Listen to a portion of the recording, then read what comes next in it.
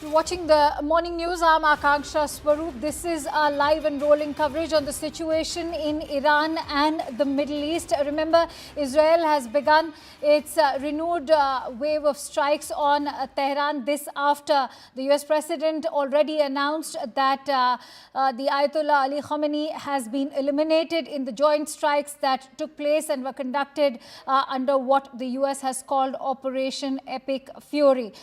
There, remember, has been no evidence shared so far by the United States, Israel, or any confirmation coming in from Iran. But Iran has continued to confirm that indeed Khamenei's daughter and his grandchild have been eliminated on those strikes. But remember, counter strikes are also taking place.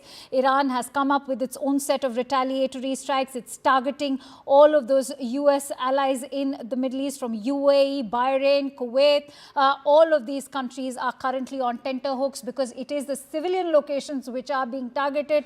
Many of them are in fact airports in Dubai and Bahrain both. On that note, getting in some breaking inputs, reactions pouring in from the international community.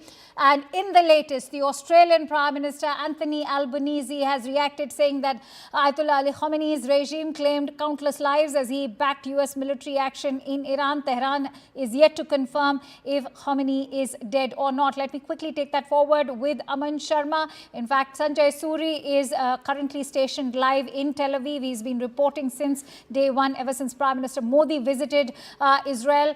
Siddhant also joining me in from the newsroom.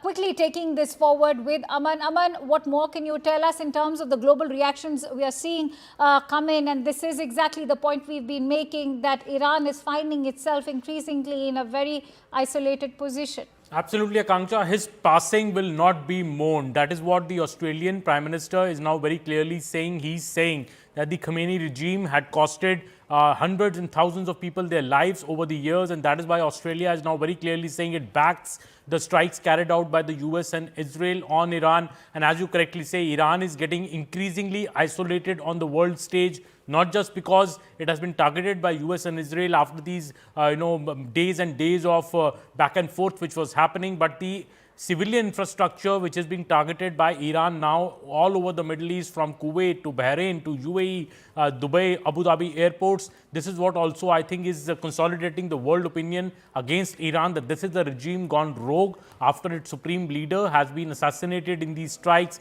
And who will really call the shots now in Iran with this regime bombing civilian infrastructure, posing a threat to the lives of civilians, shutting down the entire airline infrastructure, airport infrastructure all over the Middle East, the Straits of Hormuz being shut down, which is posing a danger to the oil supplies in the world. The oil prices could rise. So overall, I think the momentum and the sentiment seems to be increasingly against Iran.